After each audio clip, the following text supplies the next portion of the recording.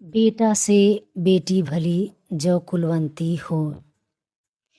सदियों से चला आ रहा है कि बेटा होना ज़रूरी है और बेटा रहना चाहिए, क्योंकि मुखाग्नि देना या फिर वृद्धावस्था में सेवा करना, इसलिए बेटे ज़रूरी होते थे, होते हैं और लोग मानते आए थे।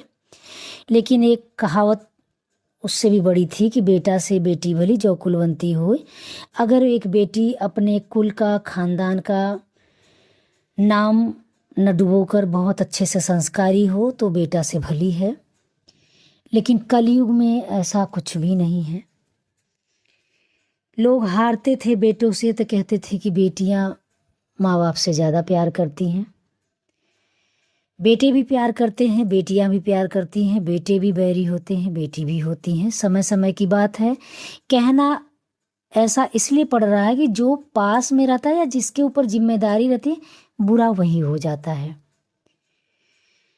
क्योंकि जब एक जो अभी आपने देखा होगा वायरल हुआ है वीडियो, और संसार में ऐसा बहुत घटनाएं होती रहती हैं कि 3 बेटियां भी हैं, पिता पढ़ा लिखा कर शिक्षित भी कर देता है, पिता खुद सक्षम है, वो खुद एक कपड़ा बड़ा व्यापारी था।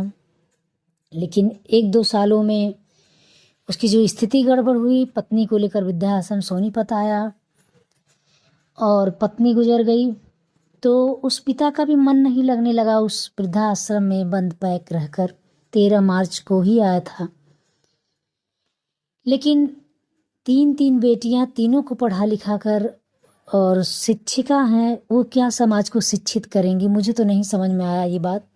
कहीं से भी नहीं हजम हो रहा कि जो खुद शिक्षित नहीं, शिक्षिका है। शिक्षिका का मतलब जो दूसरे को शिक्षा दे रही है, लेकिन उसकी कैसी शिक्षा, ये विडंबना है कि वो कितनी भी व्यस्त रही होगी तो रुकवा सकती थी पिता के अर्थियों को कि मैं देर से आऊँगी, रोक लो। या फिर बेटा नहीं है तो बेटी ही तो बेटा है।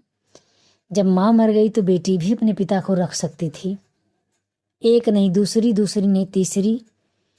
क्या ही फ़ायदा 2-4 औलादों का?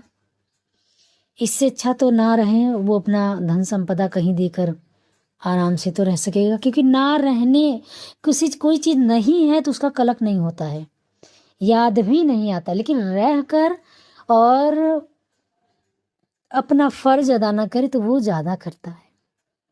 कहते हैं तीर तीखा नहीं होता, लेकिन बातें तीखी होती हैं। तीर आदमी लगा हुआ जो घाव होता है उसको दवाई मरहम करके ठीक हो जाता है, लेकिन जो बात का घाव होता है वो जिंदगी भर नहीं हटता।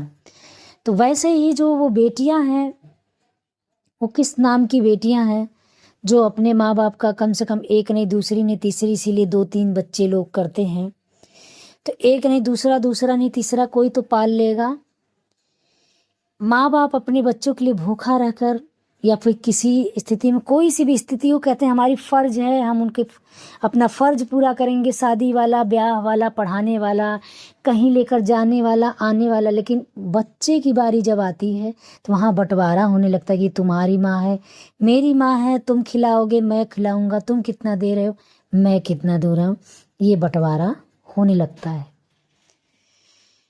तो समाज ज़्यादा शिक्षित होकर या ज़्यादा धनवान होकर, परस्पर होकर, क्योंकि 100 साल पहले जब लोग गरीब हुआ करते थे तो आधी आधी रोटी खाकर अपने घरों में रह लिया करते थे।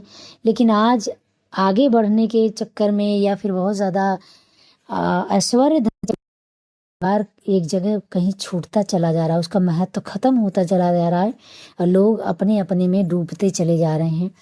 इस संसार की बहुत बड़ी विडंबना होती जा रही है। और यहाँ तक कि जहाँ तक कि मेरी सोच है, कुछ रहे या ना रहे, अपने माँ बाप का कम से कम ख्याल रखो। जो है उसी में तुम भी खाओ, उन्हें भी खुश रखो, क्योंकि उन्होंने एक समय तुम्हें कभी खुश रखा है, इतना बड़ा पाल पोस कर किया है। किस हालात से किया है नहीं पता, तो उसी हालात में तुम्हें भी चाहे अच्छा लगे या बुरा लगे एडजस्ट करना चाहिए। एडजस्ट का मतलब ये, अपने फ़र्ज से पीछे नहीं हटना चाहिए। मेरी बातों से सहमत हो तो प्लीज़ कमेंट करना ना भूलें। चैनल को लाइक करें और सब्सक्राइब करें, क्योंकि मेरा जो वीडियो है आप मेरे चैनल पर जाकर सर्च करेंगे तो इसी तरीके का जो सामाजिक वीडियो वही है, अन्यथा कोई नहीं है। क्योंकि मेरे चैनल का ही नाम है दुनिया संसार, तो जो दुनिया संसार में होने वाली बातें हैं मैं वही लेकर आती हूँ। तो अगर आपको अच्छा लगा हो प्लीज़ कमेंट करना ना भूलें।